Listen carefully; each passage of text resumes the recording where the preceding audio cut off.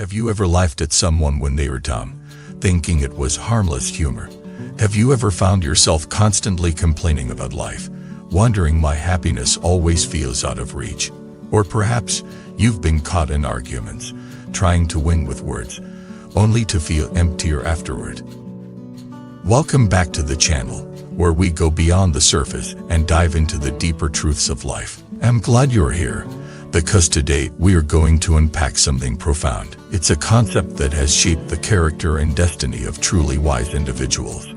And it's called 3 no lives, 2 no strife, 1 no quarrel. That might sound like a cryptic proverb, but it holds the key to a peaceful heart, a graceful life, and a blessed future.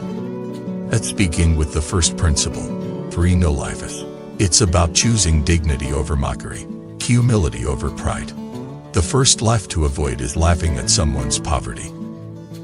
Imagine this: man once worked as a shoemaker on a noisy street. He had no college education, wore patched clothes, and spoke with a rural accent. One day, a sharply dressed man walked by, sneered, and said to his friend, "People like him will never amount to anything."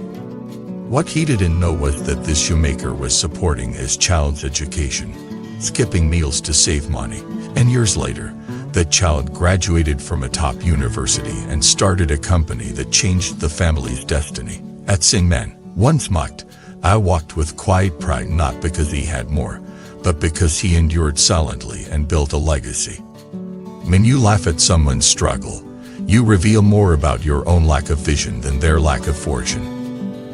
The second laugh to avoid is laughing at someone's simplicity. There are people who seem naive, too trusting, too soft for the modern world. You might think they're weak, but often, these are the ones who hold the purest intentions. They may not win at manipulation, but they win at humanity. A young man in a village was often mocked for being too nice. He helped others even when they didn't deserve it. Years later, when his town faced a natural disaster, it was his kindness that people remembered. He organized relief, gathered volunteers, and because he had no enemies, he got help from all sides. The fool saved the time, and the ones who used to laugh at him, they were nowhere to be found. The third life is laughing at someone's hardship. This is perhaps the cruelest state. When someone is going through a difficult time, losing a job, going through a divorce, battling illness, their world is already crumbling. To laugh at them is to throw stones at someone already drowning. Compassion is the mark of a noble soul. True strength is never about belittling others, it's about lifting them, even in silence. Now, let's talk about the 2 no cries. These refer not to the absence of emotion, but the discipline of expression. The first no cry is avoiding excessive complaining. Life is hard. We all know that. But some people turn their pain into a performance, coping for sympathy, for validation, for rescue. They talk endlessly about how unfair life is, how others have it better, how the world owes them something. But here's the truth: no one is coming to save you. Complaining doesn't build bridges, burns them. People respect resilience, not resentment.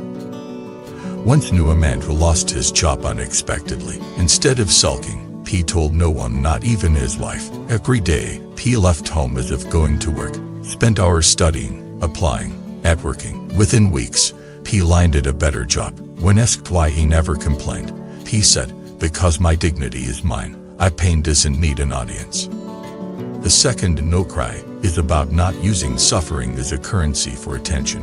This is especially dangerous in the age of social media. People share their worst moments not for healing, but for likes, comments, and virtual hugs. But these digital validations fade quickly, and the emptiness remains. Instead of showcasing your wounds, tend to them. Talk to a friend, a therapist, your journal, your soul. Don't let your pain become a public spectacle. Finally, the 1 no quarrel.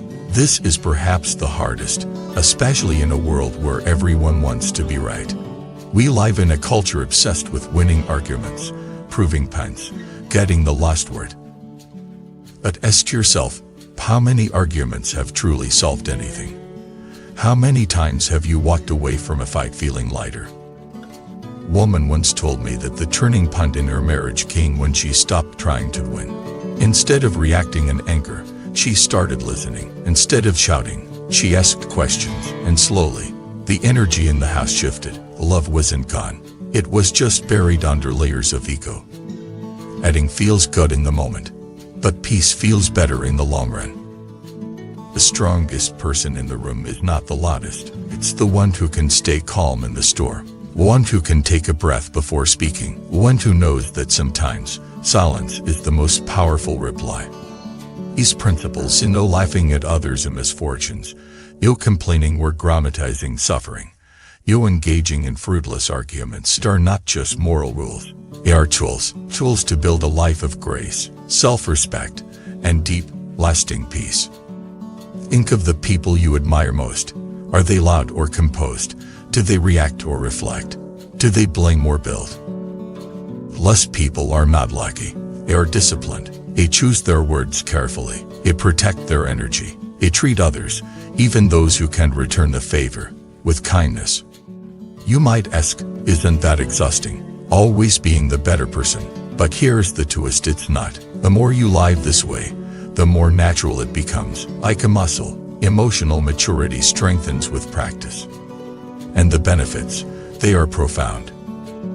You sleep better because your conscience is clear. You attract better people because your energy is grounded. You make better decisions because your mind is calm. And most importantly, you begin to feel proud, not in an arrogant way, but in a quiet, deep sense of integrity. Let's recap in feeling, not in structure. The next time you're tempted to mock someone, remember your own journey, the setbacks you faced, the moments you prayed for someone to just understand. Be that person for someone else. And next time you feel like complaining, pause. Ask yourself, what action can I take instead? What lesson is hiding in this discomfort? And the next time an argument starts brewing, consider what matters more, being right or being at peace.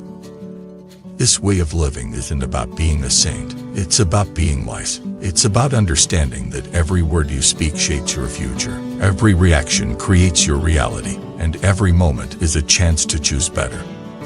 Thank you for watching this video. Hope it gave you something to think about, something to feel, and maybe even something to change. Share your thoughts below. Have you ever struggled with these 6 principles? Have you tried to live by them? What happened when you did? And if you found value here, don't forget to like the video, subscribe to the channel, and turn on notifications. You can also support our community by becoming a member. It helps us keep creating content that matters. Live with grace, speak with kindness, and move through life with the quiet confidence of someone who laughs only when it uplifts, cries only when it heals, and stays silent when it protects peace.